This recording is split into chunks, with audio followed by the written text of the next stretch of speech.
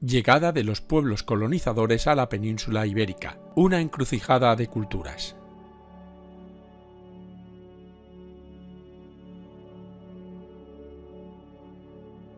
Y empezaremos con una pequeña introducción.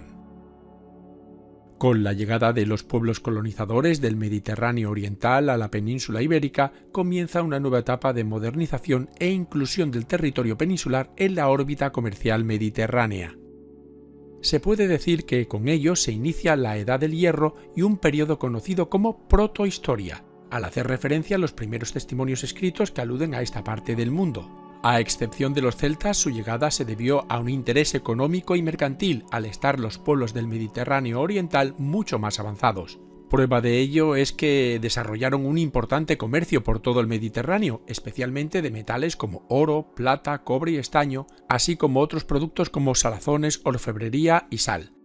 Todo esto es muy importante porque supuso un gran avance para los pueblos originarios que aprendieron novedades técnicas y asimilaron muchas de las costumbres de los colonizadores. En este mapa se especifica el marco geográfico del tema que estamos tratando. Y esta es una tabla cronológica con los acontecimientos más importantes del periodo. Precisamente esta misma tabla está en nuestra web yucam.com junto con los apuntes, su anexo y un práctico mapa conceptual para comprender el tema de un solo vistazo. Te recordamos que en la web podrás descargarte todos estos elementos que aparecen en la derecha. Y entramos en materia hablando de los pueblos colonizadores. Antes de la conquista romana hubo toda una serie de pueblos que llegaron al territorio peninsular y que no eran autóctonos.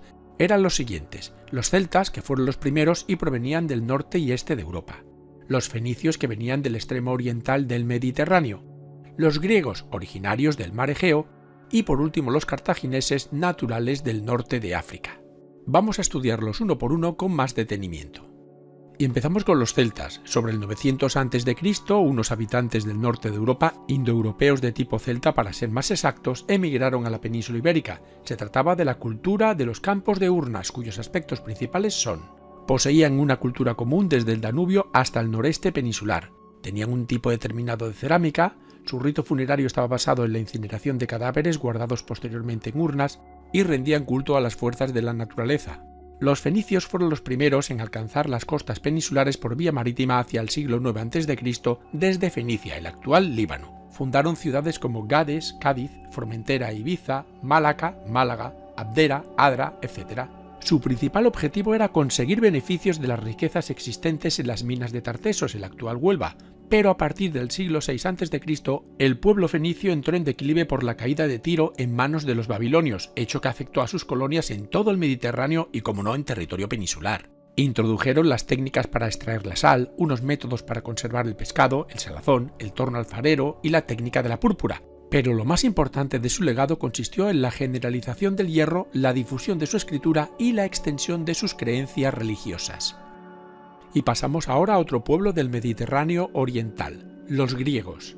En el siglo VI a.C. se produjo la colonización griega por toda la costa del Mediterráneo y el Mar Negro. Procedentes de su colonia Masalia, actual Marsella, arribaron a las costas peninsulares con fines comerciales compitiendo con los fenicios.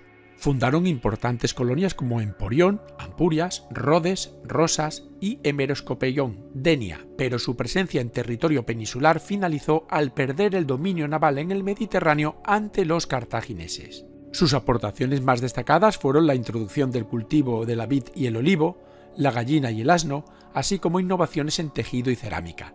Pero su principal actividad económica se basó en el comercio, sobre todo con Tartesos. Pasamos a conocer el siguiente pueblo, los cartagineses. Cartago fue fundada por los fenicios en el 820 a.C.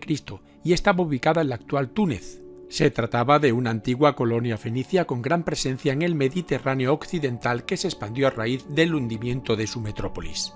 Se caracterizaron por desarrollar una gran actividad comercial desde Ibiza, convertida en un gran centro comercial, extendiéndose hacia las demás Islas Baleares y el resto de la costa mediterránea andaluza y levantina. Y al igual que ocurrió anteriormente con los griegos, perdieron el dominio del Mediterráneo, pero esta vez ante Roma, la nueva potencia emergente a partir de las guerras púnicas.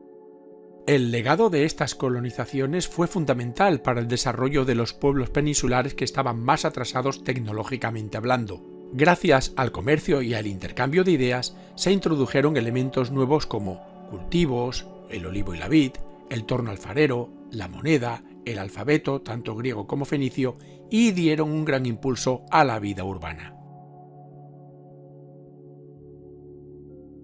Pero evidentemente huelga decir que en la península ibérica había unos pueblos nativos que llevaban ya muchos años asentados. Estos interactuaron con los pueblos colonizadores y eran los siguientes: tartesos, íberos, pueblos del centro-oeste y pueblos del norte. Los tartesos, con toda seguridad, eran el pueblo peninsular originario más avanzado. Su cultura se desarrolló durante el primer milenio a.C. en el suroeste de la península. Su origen es dudoso, encontrándose importantes tesoros relacionados con esta cultura como el tesoro del Carambolo, lo que nos da a entender que gozaban de un gran desarrollo económico relacionado con el comercio con los fenicios. Además, se cree que gozaban de un elevado nivel agrícola y una fuerte diferenciación social con la aparición de una aristocracia que controlaba la mayor parte de la riqueza.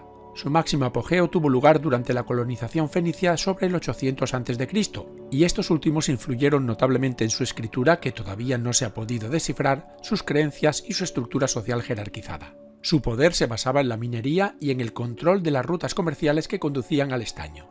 Los íberos eran todo un conjunto de pueblos que ocupaban el sur y el este peninsular, con una serie de rasgos culturales comunes y que probablemente hablaban la misma lengua. Estaban muy influenciados por los colonizadores, especialmente los fenicios, con los que realizaron intercambios comerciales y de los que aprendieron el uso de la moneda. Su economía se basaba en la agricultura y la ganadería, aunque también conocían la minería y la actividad textil. Vivían en núcleos urbanos fortificados, con casas rectangulares formando calles, y aunque en principio la base de su estructura social era la tribu, existía una aristocracia que denota una sociedad altamente jerarquizada. Sus manifestaciones artísticas tenían una gran influencia oriental, tal y como puede apreciarse en la Dama de Elche o en la Dama de Baza.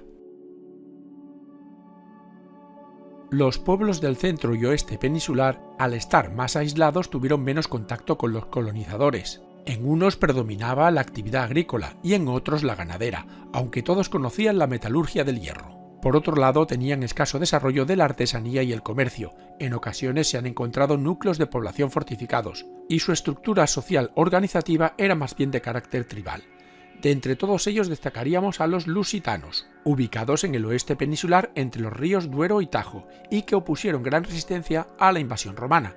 Entre sus caudillos destacó Viriato, que luchó contra la dominación romana en el este peninsular, lo que es el actual Portugal y Extremadura. Y en último lugar están los pueblos del norte, más atrasados tecnológicamente hablando. Se trata de los celtas propiamente dichos, que se dedicaban a la ganadería, la recolección y la pesca, y en menor medida a la agricultura. Los más destacados fueron los galaicos, ubicados en el noroeste peninsular, que desarrollaron la cultura de los castros, unos poblados fortificados con viviendas de planta circular y distribuidas desordenadamente sin formar una verdadera ciudad. Y otro pueblo importante fueron los vascones, cuyo origen es muy discutido y que ocupaban la cornisa cantábrica. Pero sin ningún género de dudas, el pueblo colonizador que más ha influido en la sociedad peninsular ha sido el romano. Su presencia en nuestro territorio se prolongó desde finales del siglo III a.C., momento en que se inició la conquista, hasta principios del siglo V después de Cristo, fecha en que el desmembramiento del imperio favoreció el asentamiento en Hispania de diversos pueblos de origen germánico. Durante todo este periodo, la península fue un territorio más dentro de un vasto imperio que abarcaba la totalidad de las tierras que baña el Mediterráneo. Vamos a conocer ahora todas las etapas de la conquista y el proceso de romanización. El interés de Cartago y Roma por la hegemonía del Mediterráneo llevó a ambas potencias al enfrentamiento armado del que salió victoriosa esta última. Con la Segunda Guerra Púnica, Roma quiso reducir la influencia cartaginesa en la península ibérica. Previamente, en el 226 a.C., ambas potencias firmaron el Tratado del Ebro, estableciendo este río como frontera entre las dos. Aún así, Roma firmó un acuerdo paralelo con Sagunto, una ciudad dentro del área de la influencia cartaginesa, y Cartago respondió destruyendo la ciudad. Esta fue la excusa perfecta para que Roma interviniese militarmente en la península ibérica. El desembarco sucedió en Ampurias con una flota al mando de los hermanos Escipión, pero el general cartaginés Asdrúbal Barca detuvo el ataque y derrotó al enemigo. Posteriormente, Roma envió a Publio Cornelio Escipión el africano, quien tomó Cartago Nova, actual Cartagena, y expulsó a los cartagineses de la península ibérica. Pero Roma no se limitó a ocupar el territorio, sino que impuso su lengua, su derecho, sus costumbres, su religión, su arte y su literatura, así como una organización social y política a todos los pueblos prehispánicos, aunque no en todas partes con la misma intensidad. Este proceso recibe el nombre de romanización, una aculturación o asimilación de los pueblos peninsulares al modelo de la civilización romana, y debido a esto los habitantes peninsulares tuvieron por primera vez conciencia de pertenecer a una unidad territorial que los abarcaba a todos. El proceso de conquista fue muy largo y sangriento y se dividió en 4 fases. La primera fue la conquista de la zona mediterránea en el contexto del enfrentamiento con Cartago en las guerras púnicas. En el 209 a.C. los romanos conquistaron Cartago Nova y en el 206 Gades, pero al comprobar las riquezas existentes en el territorio, Roma decidió instalarse, ocupando rápidamente el sur y el este, precisamente los pueblos más avanzados y que más contacto habían tenido con los colonizadores. La segunda etapa fue la conquista del centro y el occidente. Aquí encontró una fuerte resistencia de los pueblos originarios, produciéndose largas y costosas guerras como las lusitanas y las celtíberas. 2 claros ejemplos de ello fueron las campañas de Viriato y la resistencia de Numancia, donde sus habitantes optaron por el suicidio antes que la rendición. El siguiente paso fue el avance hacia el noroeste. Tras la derrota de los lusitanos, Roma avanzó muy rápidamente y conquistó Galicia en el siglo I a.C. Ya posteriormente, en tiempos de Augusto, se produjo el sometimiento del último bastión de resistencia ibérica, los pueblos del norte. Estos los comprendían los cántabros, galaicos, astures y vascones, es decir, aquellos que menos contacto habían tenido con los pueblos colonizadores y los más atrasados tecnológicamente hablando.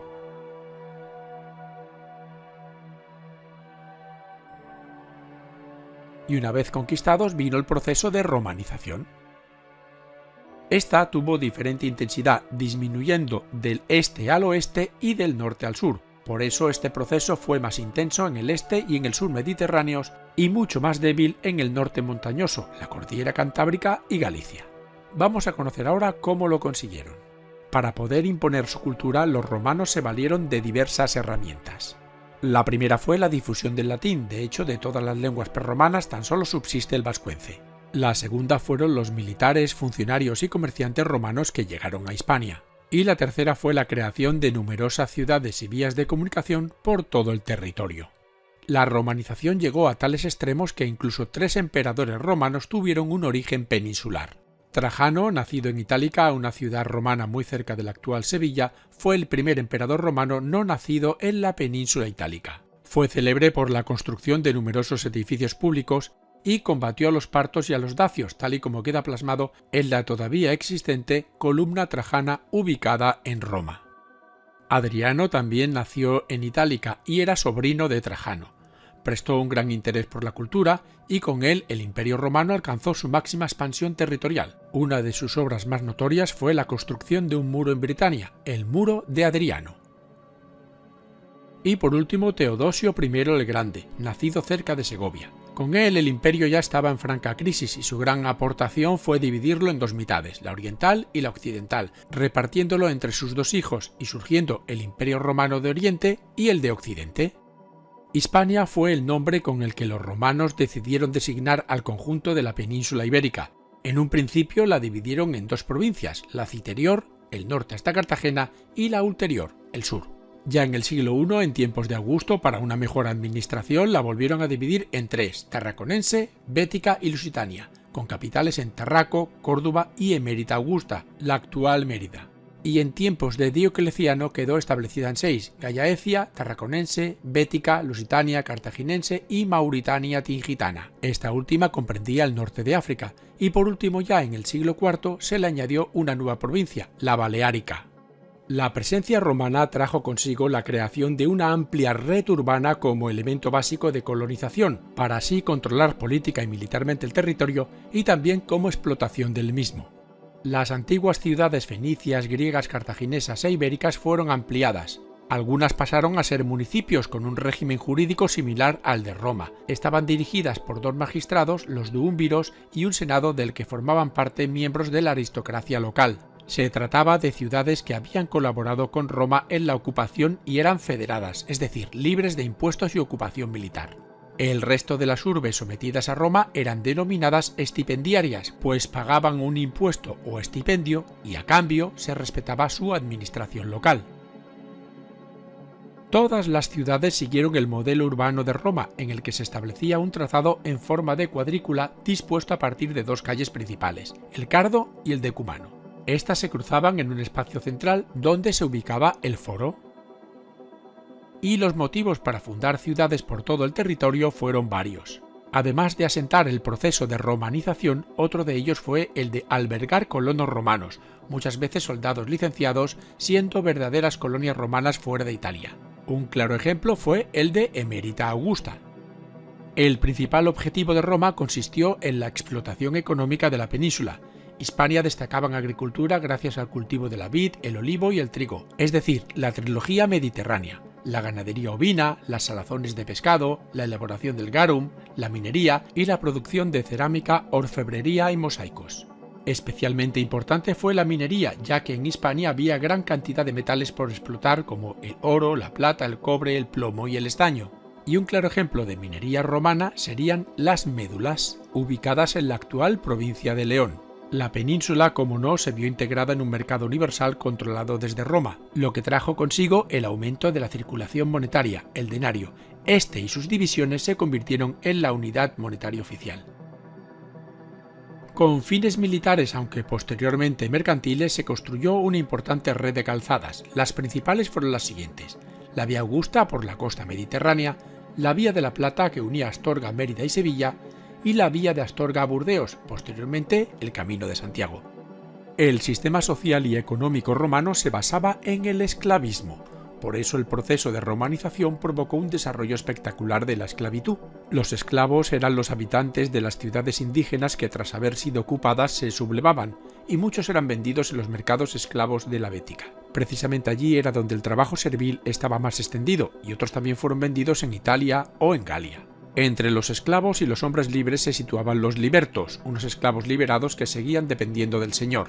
En el otro lado estaban los hombres libres que a su vez se dividían en 2 clases. Los honestiores, grandes propietarios de tierras, hombres de negocios y oligarquías urbanas que eran, lógicamente, una minoría. Y los humiliores, unos modestos campesinos y artesanos de las ciudades. Precisamente a esta condición pertenecía la gran mayoría de la población.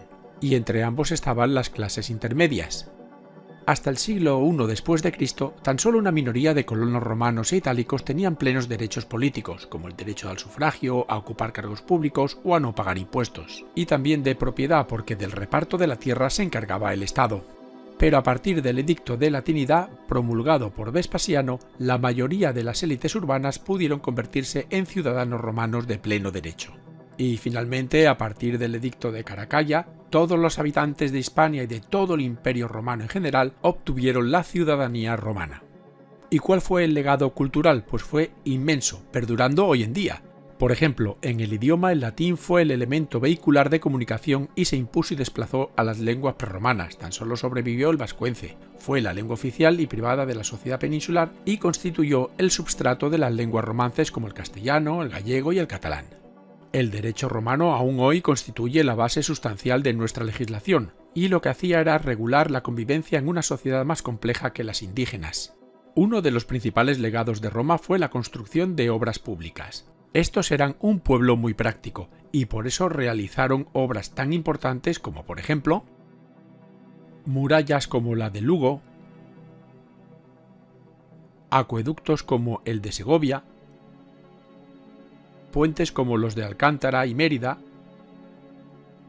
arcos conmemorativos como los de Bará y Medinaceli, templos como el de Diana en Mérida, anfiteatros como el de Itálica y el de Tarragona, teatros como los de Mérida y Sagunto,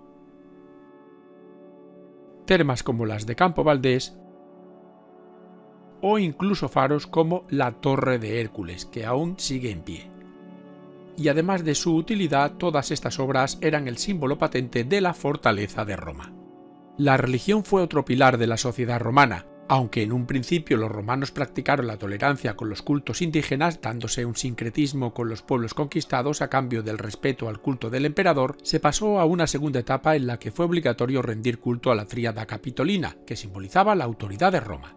Pero con el paso del tiempo la situación se complicó con la llegada del cristianismo a territorio peninsular, porque al negarse estos a adorar a ídolos y a participar en el culto imperial, fueron declarados enemigos del Estado. Sin embargo, esta nueva religiosidad penetró en todo el imperio, especialmente en las ciudades, y Constantino I declaró el Edicto de Milán, revirtiendo esta situación, al convertirse este al cristianismo, pasando a ser legal. Finalmente, con Teodosio I, la religión cristiana que ya se había implantado por todos los estamentos sociales pasó a ser oficial, prohibiéndose así los otros cultos.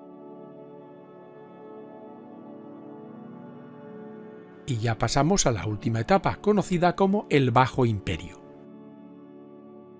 El siglo III fue en todo el imperio una época de crisis a todos los niveles, económica, social, política e incluso de valores. Sus causas se remontan al periodo anterior a causa de una descapitalización de las provincias y una reducción del número de esclavos por la disminución de las guerras de conquista desde el siglo I. Precisamente el menor número de esclavos llevó a que se estableciesen medidas para fomentar el nacimiento de hijos de esclavos, encareciendo así la mano de obra, ya que había que mantener bocas que no producían directamente como niños o mujeres embarazadas. Esto supuso un fuerte aumento de los costos de la mano de obra en los latifundios, provocándose el abandono de algunos cultivos e incluso algunas minas dejaron de ser rentables. A este panorama hay que sumar una enorme inestabilidad política que dio lugar a guerras civiles, secesionistas y de fronteras con los bárbaros. En este contexto, Hispania padeció la invasión de francos y alamanes en los años 260 y 262 y en el 276, y todas ellas tuvieron fuertes repercusiones económicas con efectos catastróficos para la vida urbana. Varias ciudades se amurallaron reduciendo su perímetro por el descenso de población como Tarraco o Calagurris, Calahorra, mientras que otras quedaron deshabitadas como Bilbilis, Calatayud o Ilerda, Lérida. Como consecuencia de esta crisis en el Bajo Imperio, la vida urbana y la villa esclavista se mantuvieron principalmente en la Bética y zonas próximas, mientras que en el resto de Hispania el descenso de población y la crisis de las ciudades fueron aún más patentes. En la mitad norte, donde anteriormente no se había desarrollado tanto el latifundio esclavista, se produjo un proceso de concentración de la propiedad, que dio lugar a la aparición de grandes latifundios trabajados por colonos, el colonato. Los campesinos se convirtieron en colonos por la doble presión de los recaudadores de impuestos estatales y los ejércitos privados de los propietarios de las villas. Por otro lado, los esclavos mejoraron su situación, ya que a causa de su escasez y precio, los grandes latifundistas les cedieron a algunos de los suyos tierras para su subsistencia a cambio de pagos en trabajos o en especies. Y de esta forma se fueron diluyendo las diferencias entre los esclavos y los hombres libres, configurando así poco a poco la futura servidumbre de la Edad Media. En cuanto a la manufactura, únicamente pervivieron las dedicadas a la salazón de pescado, mientras que otras como la cerámica, la textil o la metalúrgica seguían produciendo, pero únicamente para el mercado interior.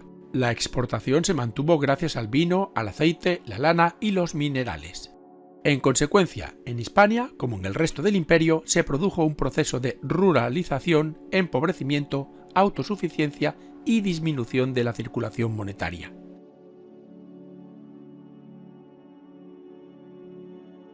¿Y qué podemos sacar como conclusión?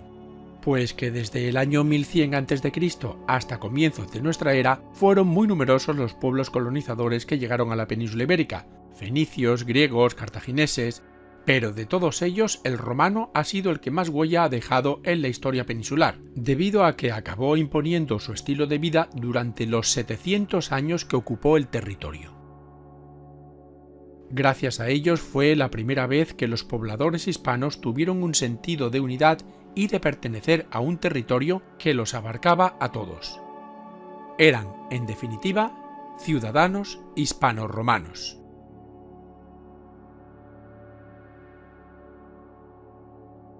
Si quieres ver más vídeos como este, entra en youcan.com. Muchas gracias por tu atención.